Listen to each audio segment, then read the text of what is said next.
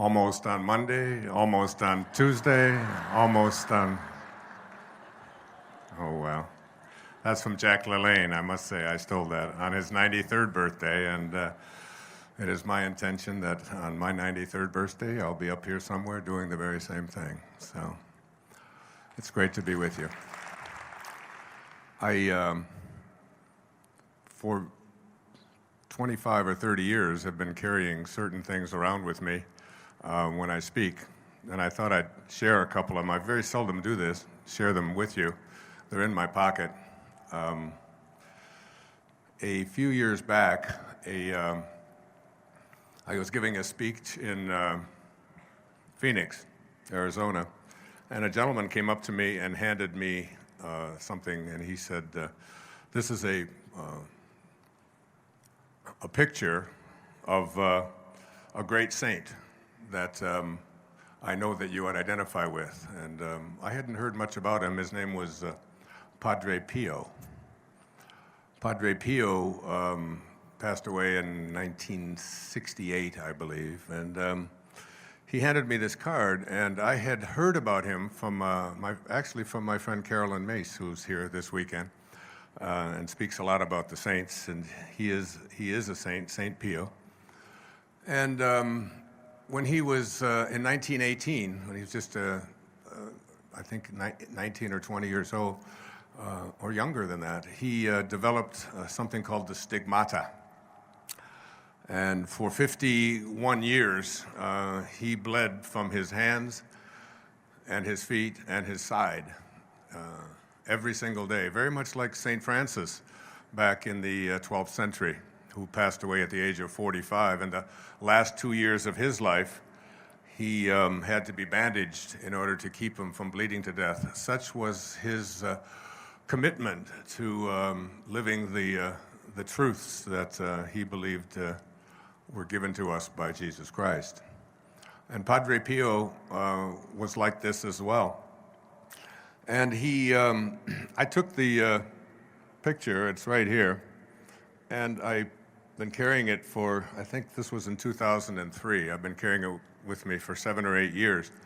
And I put it in my pocket, and I said to the gentleman, I've heard so much about Padre Pio. During World War II, when the Germans were bombing Italy, and when the Americans were bombing, and bombs were being dropped all over the place, the German pilots reported they saw a man, a priest, with his arms up in the air and a cross, and they refused to drop bombs. And it was the hometown of Padre Pio who had projected himself up this, and the American pilots reported the same thing. So I was in Pennsylvania not too long ago for doing a show there called QVC. Some of you, I'm sure, are familiar with it. And I had an afternoon free, and a friend of mine, her name is Helen, she asked me if I would like to go to the Padre Pio Center in Bartow, Pennsylvania. I didn't know there was such a place. And I said I would love to. I didn't even know it existed. And it turns out that a woman who had very severe cancer of the kidney, and one of her kidneys had been removed, and the other kidney was developing cancer, and she was dying. And she was invited or encouraged to go to see Padre Pio in Italy. And when she went there, she came back after having a session with him, and he had laid his hands on her, and this is back in the 1950s, and she came back, and they did an MRI or whatever they did in those days, a test, and they found out that her kidney was actually regrowing from nothing, from a place where there had been a kidney removed. She was now growing a new kidney, and it was just unheard of in medical circles. And so what she did, and she survived and lived for several years afterwards, and she was a very wealthy lady, and she donated all of these acres and decided to create a museum and a place of reverence for Padre Pio. So I went there to spend the day and was very excited about it. It was a Saturday morning. And Helen told me that, she said there's 2 chapels there, but that's the chapel you want to go in. And when I walked in the chapel, there's a sculpture of Padre Pio. He was about this tall. And when I walked in, I just had an energy come over me like I had never experienced before in my life. And I sat in that chapel, and I meditated. And I asked for his guidance, because some of you may know that I have had a recent diagnosis of leukemia myself. It's not the life-threatening kind, and even if it is, my life can't be threatened, because who I am is not this body, and I know that.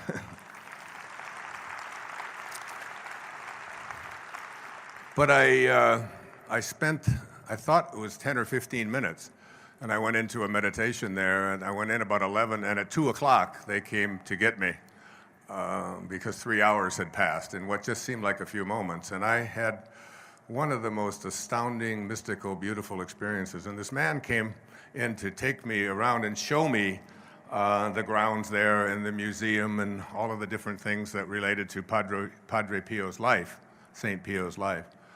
And he said to me, he said, he said several years ago, 7 or 8 years ago, he said, I was at a talk that you gave in Arizona, and I gave you a picture of Padre Pio. And I reached into my pocket and I said, you mean this one? And it's all worn, of course, and worn down. And I encourage any of you who are ever out in western Pennsylvania area, or eastern Pennsylvania, out in Bartow, to go to the Padre Pio Center. It was a really moving, healing, beautiful. And since that day, there were certain kinds of things going on inside of me that have just all dissolved and disappeared. My energy has returned, and I feel stronger and healthier and happier than I've felt in a long, long time. And Padre Pio, whoever you are, wherever you are, anyone who can have such an internal knowing about the teachings of Jesus and have it manifest in the bleeding of your hands and your feet and your side is someone that I pay attention to. I also carry with me some money and this intention. To my guides and all of those who are assisting me with my evolutionary journey on Earth, it is my intention that I be successful. It is my intention that I always be safe in all things that I do. It is my intention that I receive love and give love in all things that I do. It is my intention that I have a good time and that I be provided for with prosperity according to my needs. It is my intention that I not become overly enamored of the material world. And I've carried that intention, and those of you who are familiar with my work know that a few years back I wrote a book called The Power of Intention. Intention not being something that when we think of intention, we often think of our ego. And we think that all I have to do is set an intention, and then I won't let anybody get in my way. I'm just going to do it and make it happen, and I'm going to plow through. But intention, the way I wrote about it and the way I understand it and what I just said to you, is very different. Before I sat down to write The Power of Intention, which is a very fascinating thing, because I was doing yoga about 10 days ago on Maui at the Lahaina Center there, the Bikram Yoga Center. And a woman came up to me afterwards and she said, my daughter wants to thank you. She said she won a gold medal in the Olympics and 2 silver medals in the last Olympics in Vancouver. And before she went to Torino to do her very first Olympics and win a gold medal, a rare thing for a woman on the giant slalom, her name is Julie Mancuso. Many of you probably saw it if you watched the Olympics. She said she had doubts and she just didn't know if she could do it, and I gave her one thing. She said, the only thing I want you to do before you get to Torino is read The Power of Intention. And so I know I'm half owner of a gold medal for the, but I was very touched and honored by that, because that book was written at a time in my life when I was struggling My wife and I had separated. I was hurting inside. I was not depressed, but certainly not jumping up and down every day. And it was a very hard time. And in those hard times, in those falls, we have to learn how to find a place within ourselves for the gratitude. In the Tao Te Ching, it says that built into all misfortune is good fortune, and built into all good fortune is misfortune. And that when the misfortune shows up, rather than cursing it and being upset with it and creating more misfortune for yourself, what you want to do is go into a place and find the gift in it. And when I sat down to write The Power of Intention, it came from one paragraph that I read in something that I was reading by a great teacher of mine named Carlos Castaneda. Many of you read his books when you were in college. And Castaneda, I had an opportunity to meet his wife not too long ago, who lives in Arizona, and his son as well. Castaneda wrote these words, and I carried them around with me in my pocket for a very long time before I sat down to write The Power of Intention, because I didn't want to write about intention as an ego thing. I wanted to write about intention from the perspective of a spiritual place. And this is what Castaneda said. He said, in the universe, there is an unmeasurable, indescribable force, which those who live of the source call intention. And that absolutely everything that exists in the entire cosmos is attached to intent by a connecting link. Sorcerers, meaning those who live of the source, are not only concerned with understanding and explaining that connecting link, but they are especially concerned with cleansing it of the numbing effects brought about by the concerns of living at ordinary levels of consciousness. And those words I had typed up and laminated and carried around in a card with me for a very long time, that everything that shows up here in this physical world is intended here from a field of energy. And that field of energy doesn't matter what you call it. You can call it God, soul, spirit, divine mind, the Tao, whatever you call it. It is something that all of us originated in. It is something that we all share. And for the past 6 months or so, I have been deeply involved in learning a whole new way of being for myself.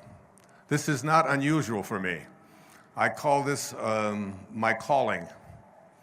Back when I turned 65 in 2005, I was called to rid myself of all of my worldly possessions. And so I gave away all of the books I had and the furniture that I had and the clothes that I had and even the place that I had lived in. I let it all go and donated it all and went off to Maui. And for 1 year, I lived, breathed, and wrote about the Tao Te Ching. There are 81 verses in the Tao Te Ching. Some call it the wisest book ever written. And for me, it was an opportunity to try to put into practice, not just by writing about it, but by living it. So I took a 365-day period from January the 1st until December the 31st. And I divided 81 verses into 365 days, and that's about 4.5 days. And for 4.5 days, I would read and study and attempt to put into practice from the moment I woke up until I went to sleep at night what I was being taught in the Tao Te Ching. It's one of the wisest books ever written. It is a book that I encourage all of you to carry with you. I had a teacher in India whose name was Nisargadatta Maharaj, and Nisargadatta used to say that you don't have to You don't have to carry this book around. It was called I Am That, a book that had been written about him. He said, just carry it with you. And the energy from the book itself will provide you with whatever it is that you need in any moments that you are feeling shortchanged. And I thought, well, he's just a dumb old man. I mean, I can't believe that he would say such a thing, that you just have to carry it around with you. But I did it anyway, because I had such great faith in this, in the wisdom that he taught. And I had read I Am That anyway, which is one of the great undertakings of my life, to try to get through it and study it. And that's what I'm telling you about the Tao, living the wisdom of the Tao. Each of the 81 verses plus an affirmation are in this, and I really encourage you to just put it in your glove box, or better yet, put it in your purse, or carry it with you wherever you go, and take the wisdom that was offered to us 2,500 years ago by a great teacher named Lao Tzu. The Tao, T-A-O, means the great way. T-E, the virtue of. And Qing, it means book in ancient Chinese. The book of living the virtue of the great way.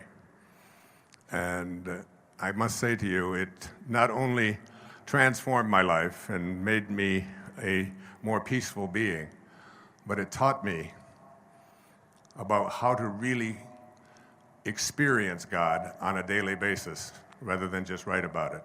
Would someone like a copy of this? Stand up. There it is. It's yours. Nice cats. God bless you.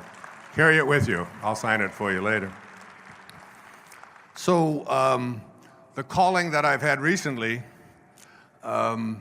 is about something that I want to speak to you about here tonight. After doing the Tao and writing the book on the 81 verses of the Tao called Change Your Thoughts, Change Your Life, and doing a public television special on it, which was so wonderful for me because it's a book that so few people know about.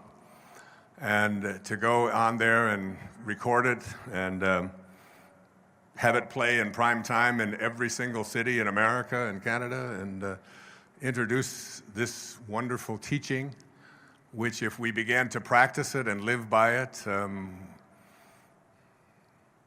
Dalai Lama said that if we could take every child in the country, in the world, and have them meditate for 1 hour a week on compassion, which is what the Tao Te Ching teaches, that we could eliminate all conflict on this planet in one generation, just by meditating for 1 hour a week, children from 5 years of age up, just on compassion and finding that.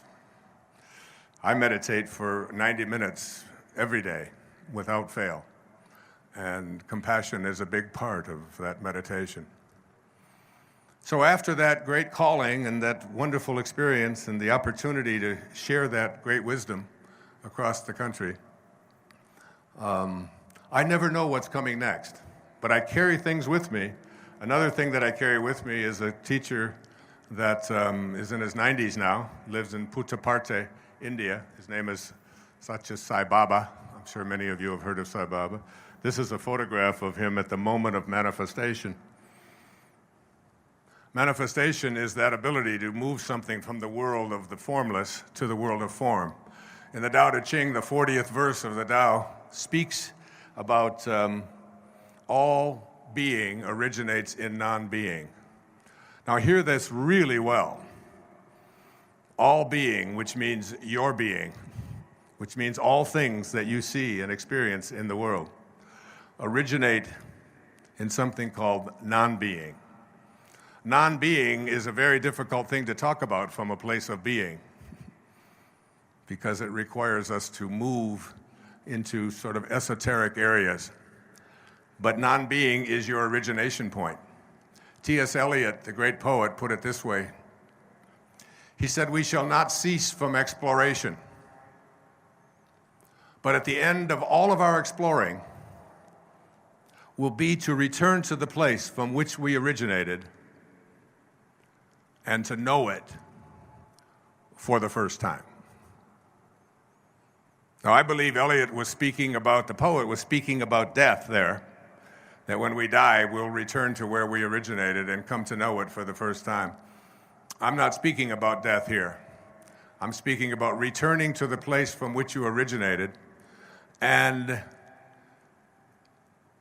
becoming that divine essence that was your origination, and recognizing the God within you and being able to do the same kinds of things that Sai Baba has been able to do, to recognize that God is not something that is external to you, but in fact, it is what you came from. So you must be like what you came from. And if you are what you came from, and like what you came from, then you came from a spark of God, if you will, and you have that within you. And I've known this, and I've lectured about it, and I've spoken about it, and I've practiced it, and I've had wonderful miracles occur in my life because of it, and for other people as well.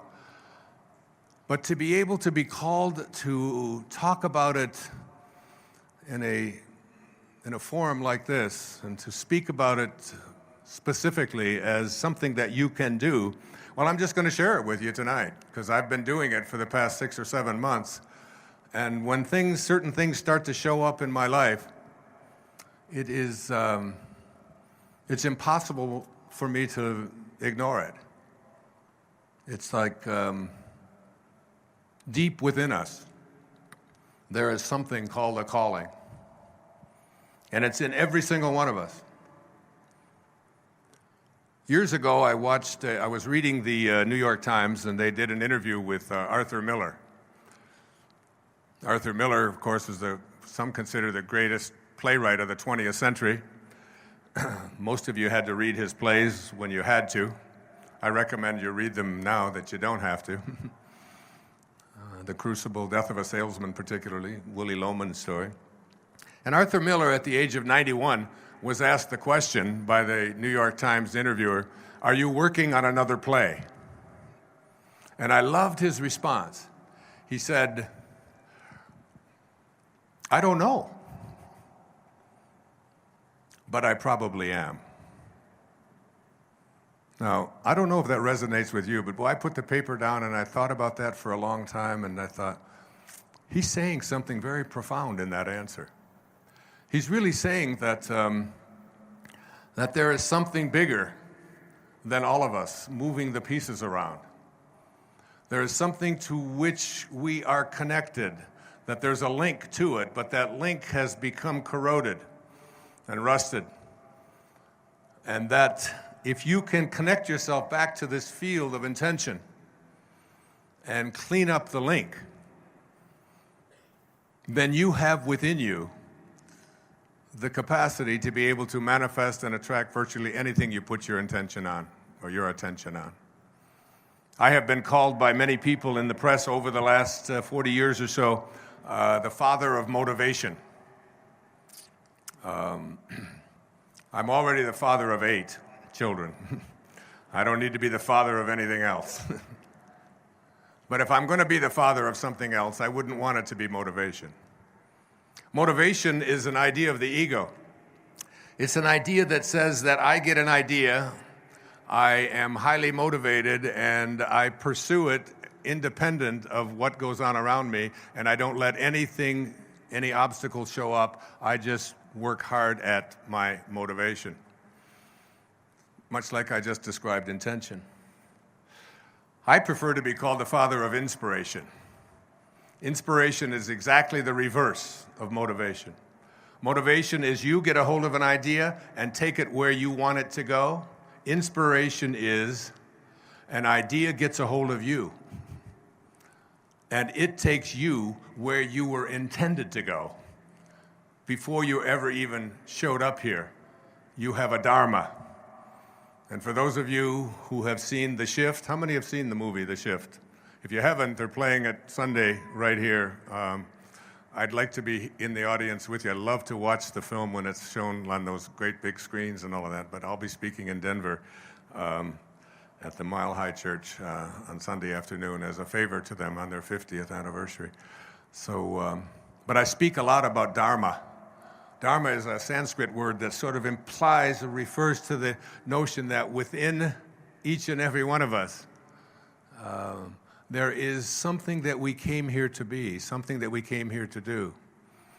And as I said in the book that I wrote for my teenage children, called 10 Secrets for Success and Inner Peace, that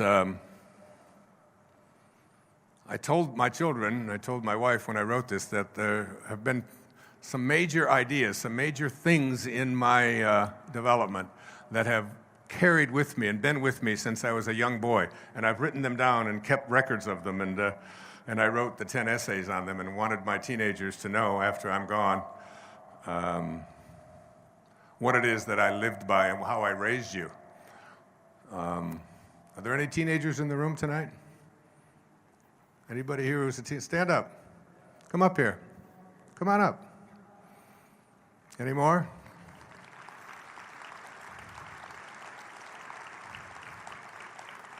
Wow, we got a house full of teenagers. That's great.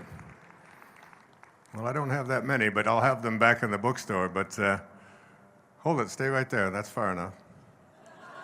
Hold it. Hi, what's your name? Sandra? Cassandra. Can you catch this?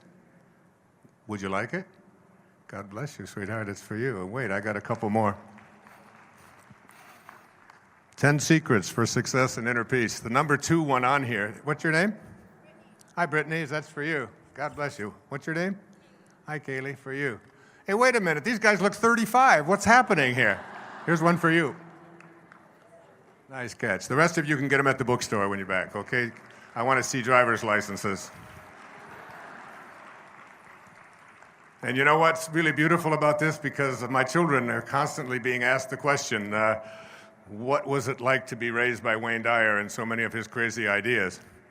And my 25-year-old daughter, who yesterday received her master's degree from the University of Miami in International Studies, is writing a book on these 10 secrets called Don't Die with Your Music Still in You, about what it felt like and what it meant to her to have these ideas thrown at her on a regular basis. Her name's Serena Dyer. Stand up, my next best-selling author. Let me see you wave like this. No, this is, yeah. She said, if you introduce me and I wave, I have to do it like the Queen. And 10 Secrets for Success and Inner Peace. For me, the most significant one is the title of her book, Don't Die with Your Music Still in You. It came from when I was 19 years old. I was up in Northern California heading to Japan to meet my ship, the USS Ranger, which used to come right down here, right across the street from here. It's now in mothballs. And when I had to take a ship, the USS Vega, on my way across the ocean to meet that big monster ship. And in those 29 days, my Uncle Bill Volix, who taught at Hayward High School, said to me, just read this. And it was Leo Tolstoy's The Death of Ivan Ilyich. And I talk about this in the film. And Ivan Ilyich was living a life that someone else had programmed for him, trying to fulfill a dharma that had been imposed upon him by his family, particularly his wife, who was responsible for getting him this position of a judge. And as he was lying on his deathbed and holding his wife's hand, this woman that throughout the story talks about how much he despised her for him having to live out her dreams instead of his own, he looked into her eyes and looked up and said, "What if my whole life has been wrong?" And he died. And I remember being 19 years old and taking out a pad of paper and writing a note to myself. I had goosebumps over me. I said, "Dear Wayne, don't die with your music still in you. That you came here with music to play, something to do.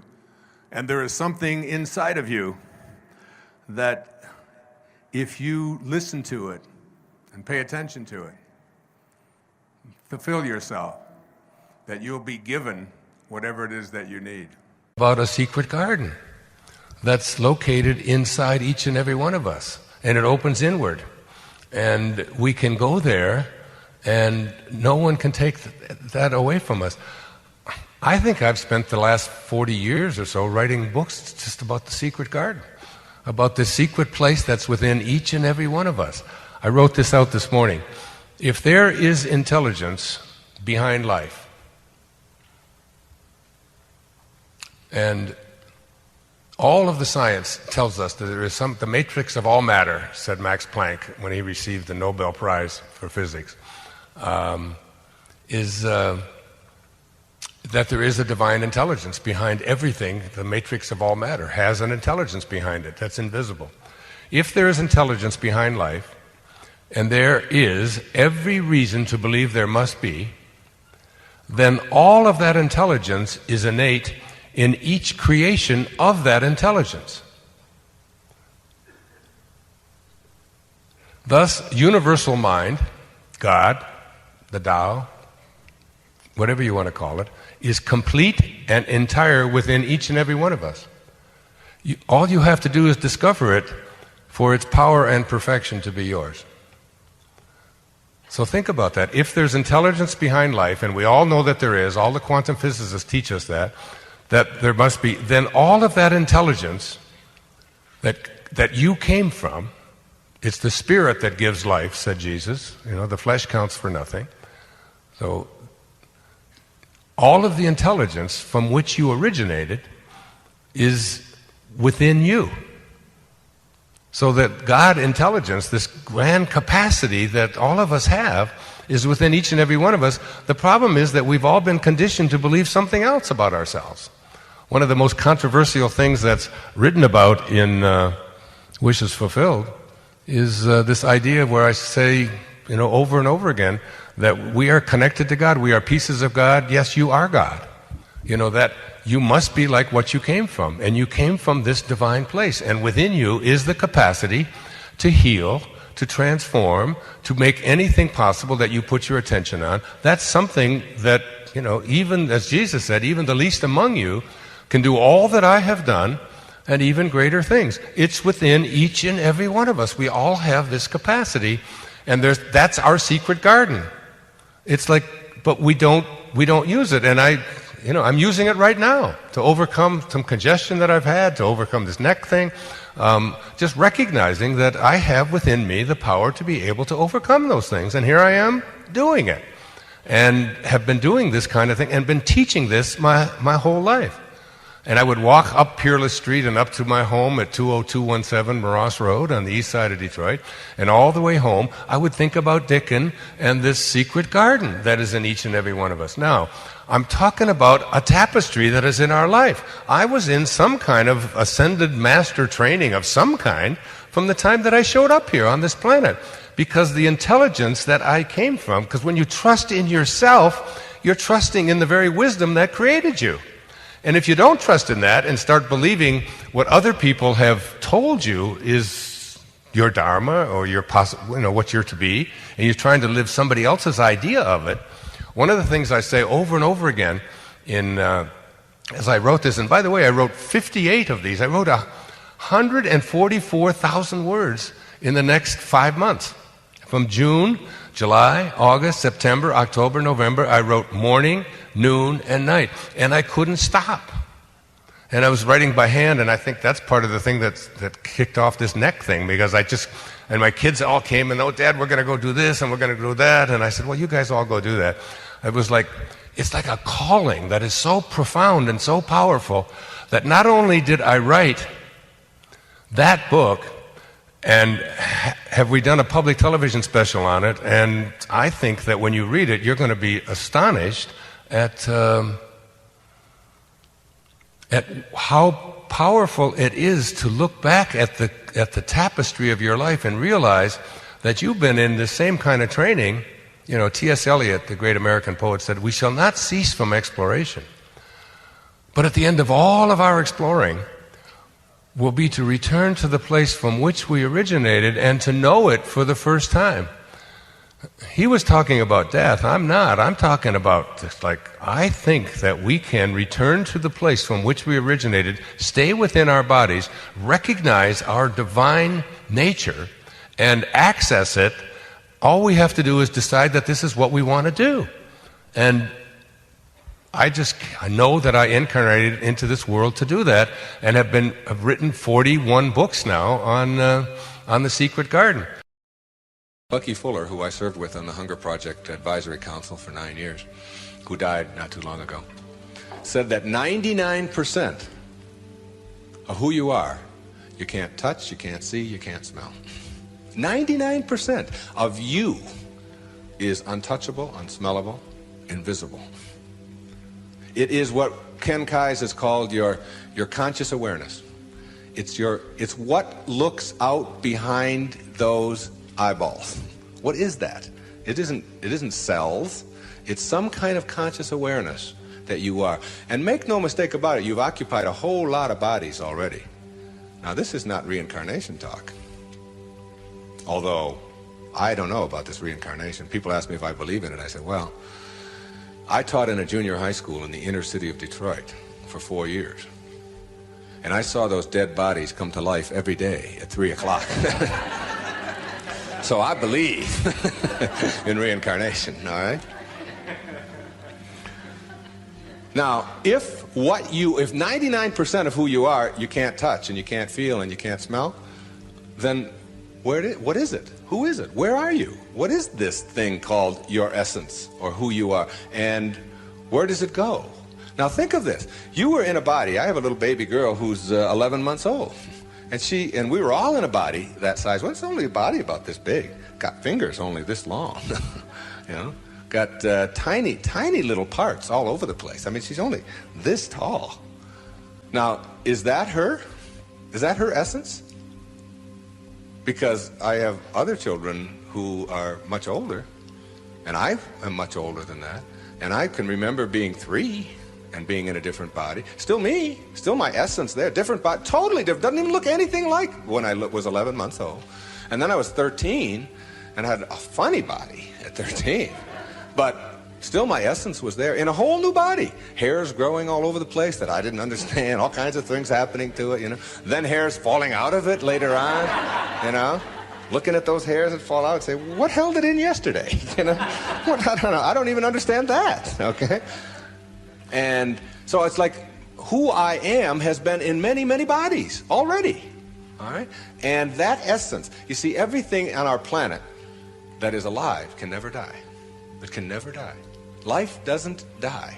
It just transforms. It just moves on to new places and new ways of being. New ways of being.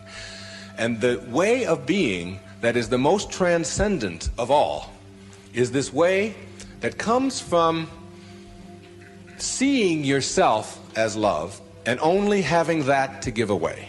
Only having that to give away. Let's say I were to stand up here in front of you and just visualize for a moment that I have an orange. And I take this orange and I squeeze it as hard as I can squeeze it, okay? What's going to come out? Juice. What kind of juice? Orange juice. Apple juice, any chance? Once in a while? Come on, now and then. A little mango juice come out of an orange once in a while? No mistakes, right? Never, no matter what. Next question. Everybody passes. These are easy, okay? Why? When you squeeze an orange, as hard as you can squeeze it, does orange juice come out? Because that's, not because it's an orange, because that's what's inside, isn't it? On our planet, when you squeeze something, what comes out of it is what's inside. Not too difficult, all right? Does it matter if your mother squeezes the orange? Does it matter what instrument she uses? Does it matter if you just had your period and then you squeeze an orange? Does it matter if your boss squeezes it? How about if your kids do it? Your kids squeeze an orange. Does it matter? Does it matter what time of day? Suppose they do it at noon, all right?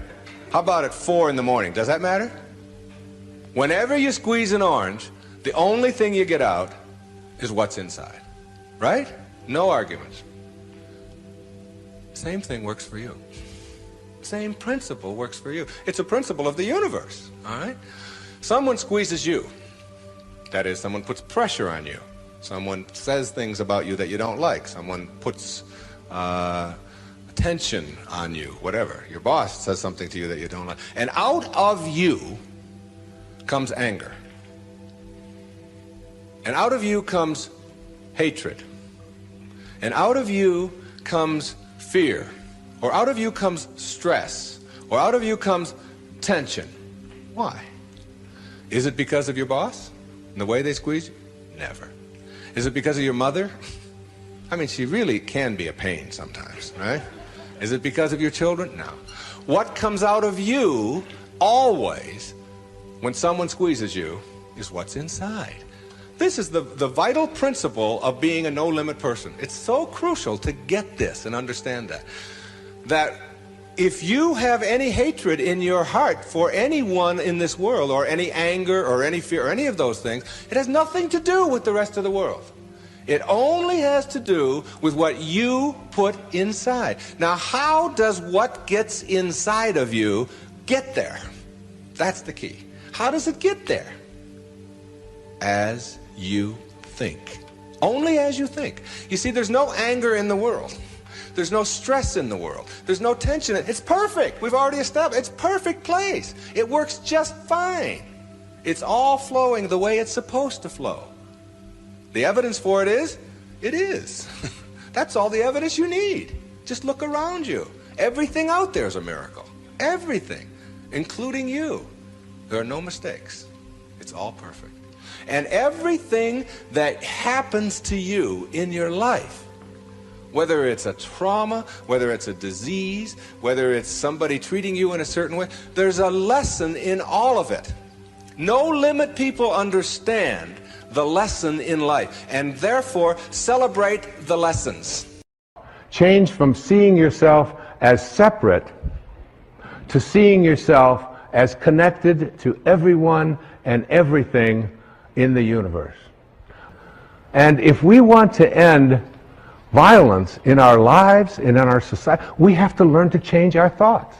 Remember the dandelions? When I was growing up out in Michigan, we had these dandelions. The dandelions would have, at a certain time of the year, they would get all these little fuzz balls at the top of them. The yellow little flower part. I always liked the dandelions. I thought they were really beautiful. And then they'd have these little fuzz balls. Now imagine if you want to end the problem of dandelions on your lawn, and you see them all out there with all their little fuzz balls. So you go out there and you take a shovel and you turn it upside down and you start smacking all of the dandelions like this. And what do you do when you use violence to attempt to end the presence of these dandelions, which are a problem for you on your lawn? Is they all scatter. And then in the spring, guess what you got? You got more. You got new generations of dandelions. There's such a lesson in that, isn't there? There's a great lesson that when we use violence as a means to resolve our disputes, whether it's individually with each other, or whether it's in countries, or whether it's in communities, whenever it is that we resort to that kind of not seeing myself in others, and out of this kind of a consciousness will emerge those people who will ultimately begin to get this. Because if we don't get it, like if we don't really get it, civilization as we know it will not survive. It will not survive. We have to learn that the people that we call enemies, no matter how horrendous they may behave toward us, there is still something of us in all of them. And we can figure out a way.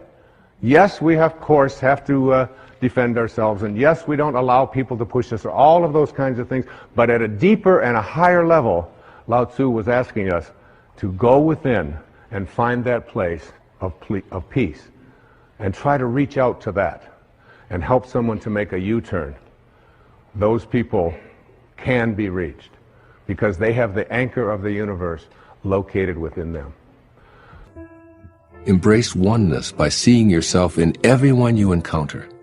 Rather than having judgmental thoughts about those whom you regard as separate or different, view others as an extension of yourself. This will diminish self-importance, and it will unite you with what Lao Tzu calls the primal virtue. Letting go of ego-dominated thoughts lets you sense the oneness that you share with others. Thus you give yourself the opportunity to feel a part of the all-embracing Tao. Practice inner awareness whenever you feel yourself about to criticize anyone or any group. News reports designed to encourage your sense of separateness or superiority in relation to others can be a perfect time to do this. Find yourself as one of them. In situations where you're expected to hate an assumed enemy, stop yourself from these judgments and walk an imaginary mile or two in their shoes. Do so with all forms of life, even the plant world. See yourself in everyone and all creations, noting the Tao in this simple observation, we are the world. And secondly, take pleasure from what you possess without being attached to these things. Let go of your identification with your stuff and with your accomplishments. Try instead to enjoy what you do and all that flows into your life simply for the pleasure of doing and observing the flow itself. You literally own nothing and no one. All that is composed will decompose. All that is yours will leave and become someone else's. So step back a bit and allow yourself to be an observer of this world of form. Becoming a detached witness will put you into a state of bliss while loosening your tight grip on all of your possessions. It is in this releasing process that you'll gain the freedom to live out what the Tao is always teaching by example. Do the Tao now. Today, practice seeing oneness where you've previously seen two-ness or separation. Feel the invisible energy that beats your heart and then notice it beating the heart of every living creature all at once. Now feel the invisible energy that allows you to think and sense it doing the same for every being currently alive. Contemplate these words from the Gospel of Thomas. His disciples said to him, "When will the kingdom come?" And Jesus said, "It will not come by looking outward. It will not say, 'Behold this side,' or 'Behold that one.' Rather, the kingdom of the Father is spread out upon the earth, and men do not see it. Today, know that practicing oneness thinking will help you see that kingdom." So many people ask the question when they want to live on a life of meaning, how can I do it when I'm around so many people who are operating at lower levels? You've missed the point if you're asking yourself that question. If you're living with somebody, a spouse, for example, family members, people that you work with, neighbors and so on, who are living at lower levels of energy than you cannot be dragged down by their low energy. That's not possible. That's not how the universe works. The reason that you feel dragged down is because you join them in their energy. You become within yourself what they are. In other words, the sentence, "You make me angry, you make me depressed by your behavior," really says that I see your depression, I see your anger, I see your hatred, I see your prejudice, and I'll have some of that too, and I'll hate you for hating me. And I'll be angry at you for being angry at me. Or being around you so depresses me because you're so depressing that you cause me to be depressed. That isn't the case at all. It's because that person's depression is something that you decide you'll align with. Now, if you take the reverse, if you take Jesus, who would walk amongst the prostitutes and would walk amongst the thieves, he didn't say, I'm not going to go over there and talk to those thieves. They took my sandals the last time. I'm not having that happen to me again. It's not, and I don't want to be around those hookers because, they're going to be tempting and so on. He didn't do that. When he would walk among the thieves would no longer want to steal. Don't you remember on Golgotha? At the crucifixion? He was between two thieves. Both of them were redeemed by being in his presence. Even the least among you can do all that I have done, and even greater. That's where you have to be. You have to be in a place, and remember that no amount of your depression is going to undepress somebody else. See, mothers know this. I watch this with the mother of my children, Marcy, a woman I love very, very much. And I would watch her in the middle of the night. I would be laying over here and she'd be here and the baby would cry. And instead of her saying, like so many people speak about, that crying really just upsets me and it really upsets me. Why do you keep crying? It's like, you're just doing it. You're upsetting me. You're making me upset. She didn't do any of that. She didn't say that babies crying would make me depressed. What she would say is, I will bring my high energy of love and healing and feeding to you, and this will help you to raise your level of happiness. And it always worked. For me, a surly waiter is a wonderful challenge. My kids will tell you that. If I get somebody in there and you can tell that they're in a hurry, they're not going to be a little bit rude, they've been rushed and all of that, I know I can turn this person around. And I'll even make it a contest. Say, just watch. It's going to happen. I'm going to get this person turned around. And all you have to do is say to them, I know you're having a tough time tonight, and you probably didn't want to have any more, but I said, you are so lucky tonight. You got somebody who came here to make your life as good as I can possibly make it tonight. Is there anything I can do to make this waiting experience happy for you? What's your name? Where'd you come from? You have an accent? What is it like where you live? And within minutes of just elevating my awareness and being happy and letting them know that this is going to be a pleasant experience for them. And I do this, before you know it, they're bringing you free desserts. We don't have to pay for anything. Here's a complimentary pass. Come the next time. By the way, my mother works over at this place. Would you like to get a massage? Those kinds of things happen all the time. When you get your ego out of the way, when you dissolve your connection to this gross worldly world of conflict, and begin to just say, I can turn this around. The lady who cleans the toilets. Now, to me, anybody who in my life cleans toilets for me and changes my bedding and makes my room nice, that's an angel. That's not somebody that I deserve to disrespect. That's an angel who's come in and willing to serve me and work for very little. That's always, for me, that's $100. I seek her out and I just say, I just appreciate you. And I do this before I go to sleep. I do this before I even take the room. And it's just, a $100 bill to me is a piece of paper. For her, and it isn't even what it does for her financially.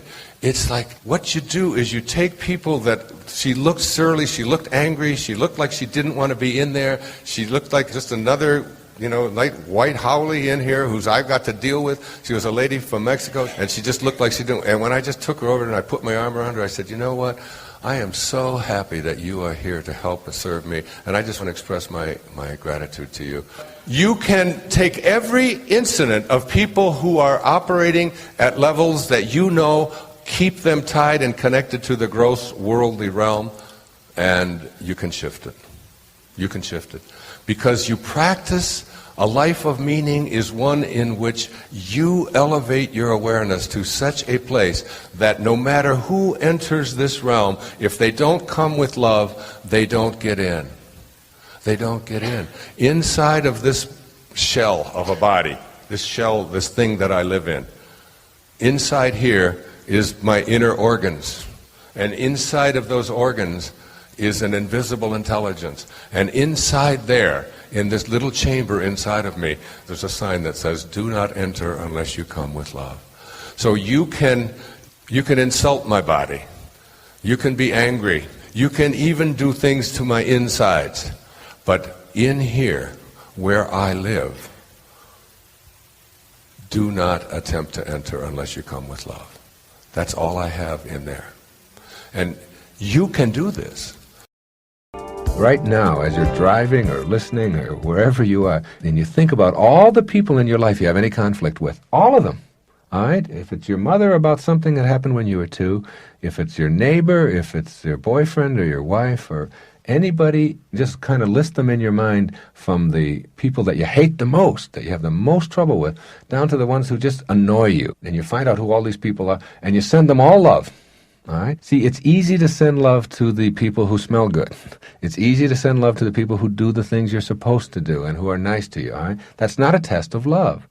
When Christ was on the cross and someone threw a spear into his rib, his reaction was, forgive them. They don't know what they're doing. Forgive them. You take and you do that, and you send that out. And every time you get hate in your life or anything, you practice sending out love to that person. Even if it's somebody who's being nasty to you on an airplane or somebody at a bakery who's stepping ahead of you or whatever. And you practice letting people in on the freeway and getting the hate out, the anguish out, the wanting to get ahead of somebody else, the wanting to prove you're better than somebody else. And you make that a way of life, okay? So that means you're filled up with love, and you're giving love away. Then love starts coming back into your life, and you become free, because it's like that hate that you harbor inside of you is a poison that's worse than a cancer, and it's worse than any alcohol. It never goes away. It just continues to eat at you.